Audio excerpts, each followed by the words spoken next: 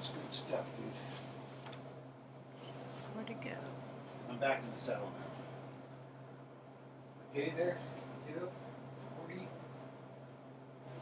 Pretty honey? Honey. A German magazine calls American businessmen bloodsuckers. A French literary event bashing America is called the ecstasy of hate. You would think that America is the source of evil in the world, but increasingly the European media acts like it is. There's so much negative news about the United States in the European media, it often looks like America is the enemy. Here in France, the French media often looks like an anti-American propaganda machine. When you think of how many Americans died to save Europe from Nazism, it's very shameful. American novelist Nidra Poller, who lives in Paris, is talking about what she calls the ingrained hateful anti-Americanism in the French media. They talk about America as a country of vicious capitalism, indifferent to the welfare of human beings. They act like enemies of the United States. Yes, they do act like enemies. I would put their feet to the fire on that. I think it's a big mistake that the Americans haven't done that. If they ever get attacked, they think the Americans will come and help them out. So, they can kick the Americans. They can't kick the Iranians. They're afraid of them. Well, I worked in Brussels for the Wall Street Journal for almost 5 years, and I saw a consistent pattern of anti-American bias in the press. Richard Miniter says the media on the continent of Europe is not really free like our media, and it can be dangerous to stray from the conventional wisdom. And the conventional wisdom set by the intellectual class in Europe is profoundly left-wing and therefore profoundly anti-American. Les médias français sont... Respected French journalist and author Yvan Riofol of the newspaper Le Figaro told CBN News he's been blackballed from French TV because of his pro-American reputation. The anti-Americanism that used to exist only on the political fringes of European society has taken over the middle. When a recent poll showed that most Germans now think the U.S. is more dangerous than Iran, the Berlin bureau chief of the news magazine Der Spiegel took his own nation to task, writing sarcastically, "Anti-Americanism is the wonder drug of German politics.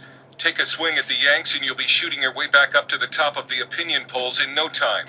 For us Germans, the Americans are either too fat or too obsessed with exercise, too prudish or too pornographic, too religious or too nihilistic, too isolationist or too imperialistic. Anti-Americanism is hypocrisy at its finest. You can spend your evening catching the latest episode of 24 and then complain about Guantanamo the next morning. Anti-Americanism is called one of the last acceptable prejudices. Andrei Markovits, the author of Uncouth Nation, Why Europe Dislikes America, uses the example of a London dinner party, where if you were to slander, say, the Chinese, it would be considered in such poor taste you would not be invited back. Yet, no one thinks for 1 second at the equivalent London dinner party of constantly talk about Americans as fat, uncultured, idiotic, dumb. Why? And that is what I'm talking about. Haller says the French media regularly mock America's religious faith. One of the terrible things about America is that people are religious and believe in God. And this is considered to be a sign of being underdeveloped and simplistic. A few years ago, the Sunday Herald in Britain was alarmed that President Bush was under the influence of the crackpot TV evangelism that is so peculiar to America. The British Economist magazine has written that to Europeans, religion is the strangest and most disturbing feature about America. They find it extraordinary that 3 times as many Americans believe in the virgin birth as in evolution. Thanks to the internet and television, millions of Americans can now turn to the British media for their news. But a British conservative group has a warning for them about the BBC. It now has plans to conquer the United States domestic media market. But do you really want Britain's gift to America? On the outside, it may look a good deal. That reassuring English voice, those costume dramas, great natural history programs. But what's the inside story? The inside story, according to a 25-year BBC veteran and the author of the book, Can We Trust the BBC?, is that the BBC is systematically biased against Christianity in America. The BBC did not offer CBN News a response. Samuel Coates is a spokesman for the group that made the ad. I think most Americans really greatly underestimate how pervasive the BBC is. It is seen as the leading media outlet in the world. Some analysts say the European anti-American media machine has already damaged the U.S.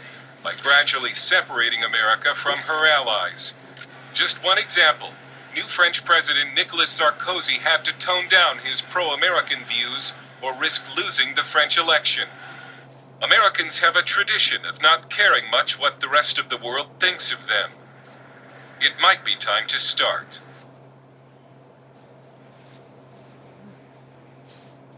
Wow.